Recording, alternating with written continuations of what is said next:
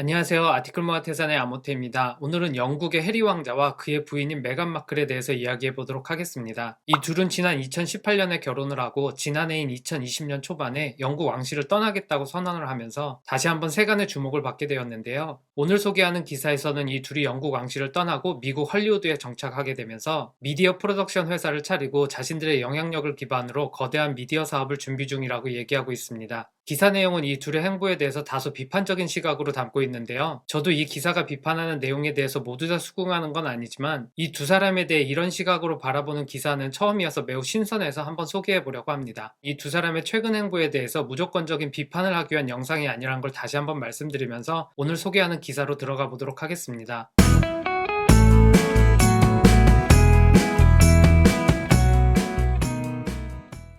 오늘 소개하는 기사는 지난 9월 25일에 월스트리트저널에 실린 기사고요. 기사의 소제목에서는 이들이 미디어 업계에서 상당한 규모의 엔터테인먼트 프로그램들을 아주 적극적으로 추진했다고 얘기하면서 하지만 이들이 만드는 프로그램에서 영국 왕실에서의 삶이나 경험에 대한 이야기가 나오지 않는다면 사람들이 얼마나 관심을 갖겠냐라는 비판적인 소제목을 달고 있습니다. 다들 잘 아시겠지만 이 둘이 영국 왕실에서 나오겠다라고 선언한 배경에는 영국 왕실 내에서의 갈등도 있었고 또한 이 둘에게 쏟아지는 언론의 과도한 관심 때문에 부담이 되었다는 얘기를 많이 들어보셨을 것 같은데요. 그래서 이 기사의 시작도 지난 2018년 영국 런던의 한 호텔에서 오프라 윈프리와 해리 왕자가 만나는 장면으로 시작하고 있습니다. 해리 왕자는 오프라 윈프리를 만나기 위해서 파파라치의 눈을 피해 호텔의 뒷문으로 들어왔다고 하고 거기서 만난 오프라 윈프리에게 자신의 유명세와 이러한 과도한 관심으로 인한 정신적 스트레스에 대해서 이야기를 나누었다고 합니다. 그런데 이 자리에는 미국의 TV 프로듀서인 존 카멘도 같이 했는데요. 이 둘이 얘기하는 장면을 보면서 이런 포맷으로 프로그램 하나 만들면 괜찮겠다라는 생각을 하고 제안을 하게 됩니다. 그리고 이 제안으로 시작해서 3년이 흐른 올해 초 애플 TV 플러스에서 더 미 유 캔 시 당신이 보지 못하는 나라는 제목으로 다큐멘터리 프로그램이 만들어지게 됩니다. 이 다큐멘터리 프로그램은 오프라 윈프리와 해리 왕자가 이야기하는 장면도 있지만 해리 왕자는 이 다큐멘터리의 단순한 게스트가 아니고 코 프로듀서로 제작에 같이 참여했는데요. 화면에 보이는 포스터에서 알 수 있듯이 이 프로그램은 오프라 윈프리와 해리 왕자만 나오는 것이 아니라 배우 글렌 클로즈, 가수 레이디 가가 등이 나와서 자신들이 겪었던 정신적 상처에 대해서 이야기하는 프로그램인데요.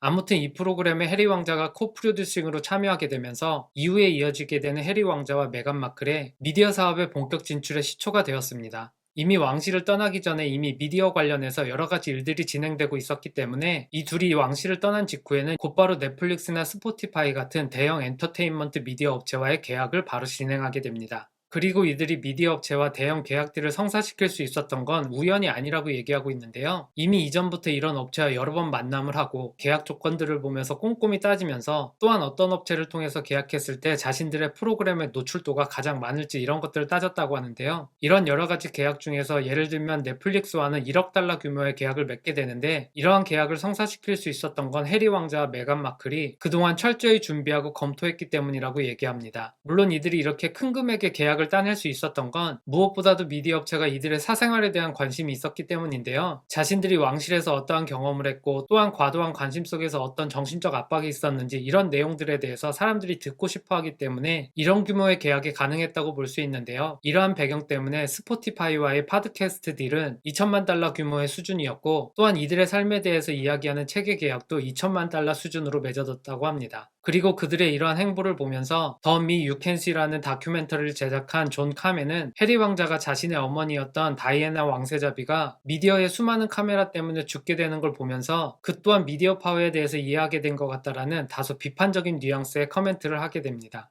그리고 이 기사는 이들의 행보를 한마디로 현미경 앞에 놓여있는 것 같은 삶에서 탈출하기 위해서 또 다른 현미경을 선택했다라고 얘기합니다. 그리고 계속 이어지는 TV 프로듀서인 존 카멘의 얘기를 들어보면 더 미 유 캔 시라는 다큐멘터리는 해리 왕자의 과거의 정신적 상처에 대해서 이야기하는 프로그램만이 아니라 해리 왕자의 미래의 삶이 될 가능성이 높은 미디어 업계에서의 프로듀싱 교육 과정이었다고 얘기하고 있습니다. 그래서인지 더 미 유 캔 시 다큐멘터리를 제작할 당시에도 초기에 촬영한 편집본을 보고 오프라 윈프리보다 더 앞서 해리 왕자가 편집본에 대한 노트를 남겨서 전달했다고 합니다. 아무튼 이러한 여러 경험들을 통해서 자신들의 유명세와 자신들에게 쏟아지는 관심이 새로운 사업 기회가 될 수 있다는 걸 점차 알아가게 됩니다.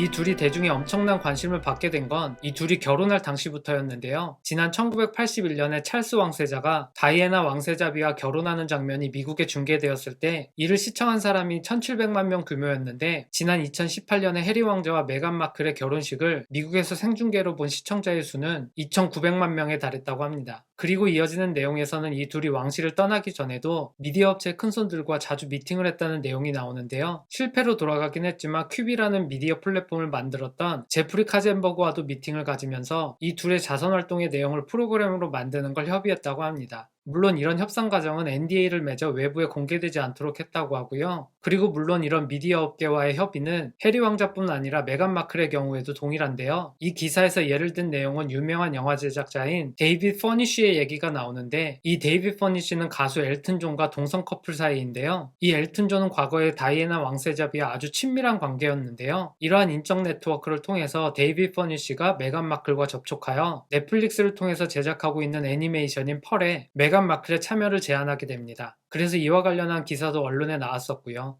그리고 또 이어지는 내용에서는 해리 왕자와 당시 디즈니 CEO였던 밥 아이거가 상당히 긴밀한 관계였고 약간 밥 아이거가 해리 왕자의 멘터 같은 역할을 했다고 하는데요. 지난 2019년에 디즈니의 더 라이온 킹 애니메이션이 개봉할 당시에 런던에서 해당 영화의 프리미어 행사에서 해리 왕자와 밥 아이거가 만나는데 해리 왕자가 밥 아이거에게 옆에 있는 메간 마클을 가리키면서 그녀가 더빙도 할 줄 아는데 그런 사실 아느냐라고 하면서 거의 대놓고 그녀를 홍보하는 장면이 영상에 찍혔는데요. 해당 영상 한번 보도록 하겠습니다.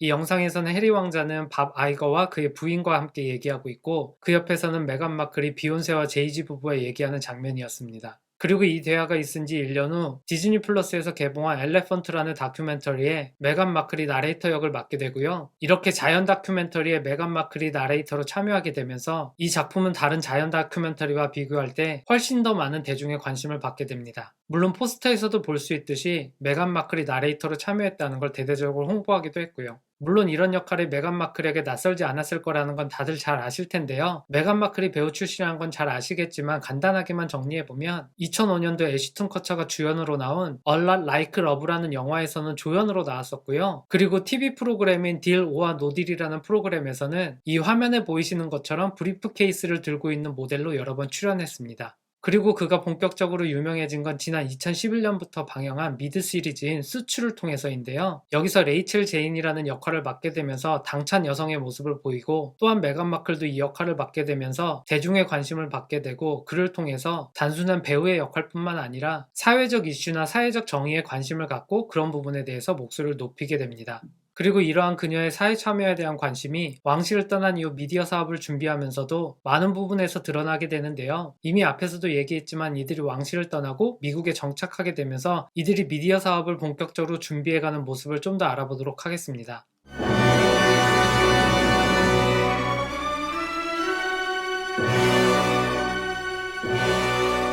이 둘은 지난해 초반인 2020년 1월에 왕실을 떠나겠다는 선언을 공식화하고 2020년 3월에 미국 LA에 도착해 본격적으로 정착을 하게 되는데요. 처음에는 비버리 힐스에 있는 유명한 제작자인 타일러 페리의 집에 머물고 그리고 최종적으로는 오프라 윈프리의 집과 그리 멀지 않은 곳에 정착하게 됩니다. 그리고 바로 변호사를 고용하여 여러 미디어 업체와의 다양한 프로덕션 딜을 준비하기 시작합니다. 이 기사에 따르면 해리 왕자는 자신을 다음 세대의 데이빗 어텐보로라고 생각했다고 하는데요. 이 사진에 보이는 데이빗 어텐보로는 유명한 자연 다큐멘터리의 나레이터로서 많이 활동을 했는데요. 아마 이분의 사진은 낯설게 여겨지는 분도 이분의 목소리를 들으면 아 그분 할 텐데요. 이분이 가수 아델의 헬로라는 뮤직비디오를 나레이션하는 영상을 한번 볼 텐데요. 아마 목소리를 들어보면 아 이분 이렇게 생각하실 것 같습니다.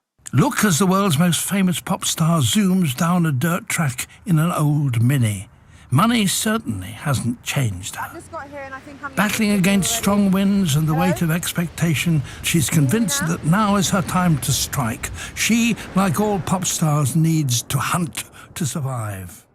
딱 목소리 들어보니 누구인지 잘 아시겠죠? 아무튼 해리 왕자는 자신이 데이비 어텐보로와 같은 역할을 할 수 있을 거라 생각을 하고 왕실을 떠나기 전에 이러한 다큐멘터리에 참여도 한 적이 있었다고 하고요. 아무튼 이런 생각을 가지고 해리와 메간 마클은 아치 프로덕션이라는 회사를 세우고 이 회사를 통해 대형 미디어 업체와 계약을 진행하게 됩니다. 이 화면은 이 둘이 세운 아치 프로덕션의 홈페이지 스크린샷이고요. 이 아치 프로덕션의 아치는 그리스 말로 소스 오브 액션, 움직임의 근원이라는 뜻이고 또 다른 뜻으로는 그 둘의 아들인 아치의 이름도 본딴 것으로 얘기하고 있습니다. 아무튼 이런 프로덕션을 통해서 여러 가지 딜을 하는데 그 중에 대표적인 게 넷플릭스와의 딜인데요. 사실상 넷플릭스가 여러 미디어 업체 중에서 가장 많은 금액을 제시한 업체는 아니었는데 넷플릭스가 다른 미디어 업체보다 더 전 세계적으로 많이 퍼져 있고 이러한 더 많은 사람들에게 노출할 가능성이 있는 매체라는 것이 넷플릭스와의 계약이 성사되는데 가장 큰 영향을 미쳤다고 합니다. 하지만 이 기사에서는 이 둘이 아치 프로덕션을 세우고 이렇게 공격적으로 미디어 딜을 시작하긴 하지만 약간 걱정스럽다라는 얘기를 하면서 이들이 지금까지 대중의 관심을 갖게 된 건 자신들이 겪었던 경험이나 아픔에 대해서 이야기하기 때문에 많은 사람들이 관심을 가진 건데 과연 그들이 만든 프로그램에서 자신들에 대한 이야기가 나오지 않는데 이전과 같은 관심을 받을 수 있는지 약간 우려의 시선을 보이고 있습니다. 앞에서 얘기한 더미 유캔시라는 다큐멘터리에서도 해리가 자신의 어머니인 다이애나 왕세자비의 장례식장에서 들었던 말발굽 소리, 메간 마클이 런던의 타블로이드 잡지에 실린 기사를 보면서 울고 있는 장면들, 그리고 그의 아들이 다이애나 할머니라고 부르는 부분들, 이런 것들을 얘기하면서 많은 관심을 받았고, 그리고 또 올해 초 CBS에서 오프라 윈프리가 메간 마클과 해리 왕자를 인터뷰하는 프로그램이 있었는데요. 이 프로그램도 관심을 끌게 된 건 메간 마클이 영국 왕실에서 인종차별을 당하고 메간 마클이 낳게 될 아이의 피부색에 대해서 수군거리는 내용들이 나오면서 많은 관심을 갖게 됐는데 이런 내용들이 아닌 다른 내용을 가지고 프로그램을 만들 때 과연 이런 영향력과 관심이 지속될 수 있을지를 얘기하고 있습니다. 이 화면이 조금 전에 얘기한 CBS에서 방송한 오프라 윈프리가 이 두 사람을 인터뷰하던 프로그램이고요. 이 장면에 보이는 것처럼 두 명이 같이 얘기한 부분도 있지만 초반에는 메간 마클과 오프라 윈프리가 얘기하고 후반부에 해리 왕자가 동석하여 프로그램이 진행됩니다. 이 프로그램은 워낙 길어서 짧게 요약하기도 쉽지 않은데요. 앞에서 말씀드린 메간 마클이 낳게 되는 아이의 피부색에 대해서 이야기하는 부분 잠시 한번 보도록 하겠습니다. So we have in tandem the conversation of he won't be given security, he's not going to be given a title, and also concerns and conversations about how dark his skin might be when he's born. What? And who is having that conversation with you?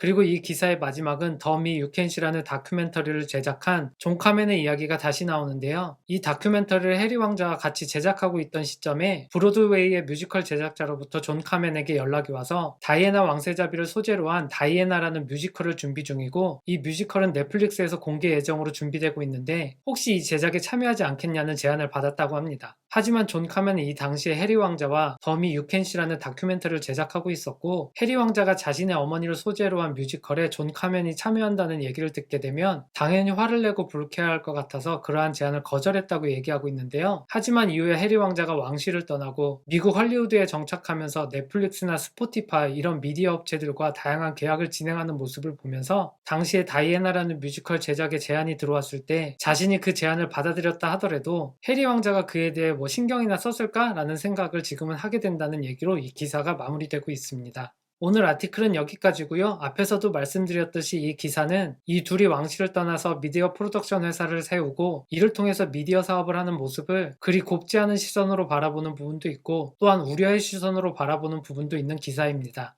하지만 이들의 행보에 대해서 비판은 할 수 있지만 비난은 할 수 없다고 생각하는데요. 그래서 이 기사도 비난의 기사는 아니고 자신들의 영향력이 있고 그 영향력을 통해서 또한 사회에 어떤 기여를 하고 사회에 변화를 시킬 수 있는 부분들에 대해서 어떤 형태로든 참여한다는 것 자체를 가지고 문제를 삼을 수는 없을 것 같습니다. 대중의 과도한 관심 때문에 힘들어했다고 해서 무조건 속세를 떠나서 은둔하는 생활을 해야 되는 것도 아니고요. 같은 관심사라는 단어를 쓴다고 하더라도 자신들이 원하지 않는데도 쏟아지는 관심사와 자신들이 하고 싶은 이야기를 할 때 쏟아지는 관심사와는 차원이 다른 것 같습니다. 물론 이들이 영국 왕실에서 쌓은 유명세를 가지고 어떻게 보면 좀 쉽게 사업한다라는 생각을 가질 수도 있는데요. 아무튼 이런 사업을 통해서 어떤 프로그램들을 내놓고 또한 이렇게 내놓는 프로그램을 통해서 그들이 하고 싶었던 이야기가 무엇인지 먼저 들어보고 이들의 행보에 대해서는 그 이후에 비판하는 것도 늦지 않다고 생각됩니다. 아무튼 오늘 영상은 여기까지고요. 다음번에 또 좋은 아티클로 만나겠습니다. 감사합니다.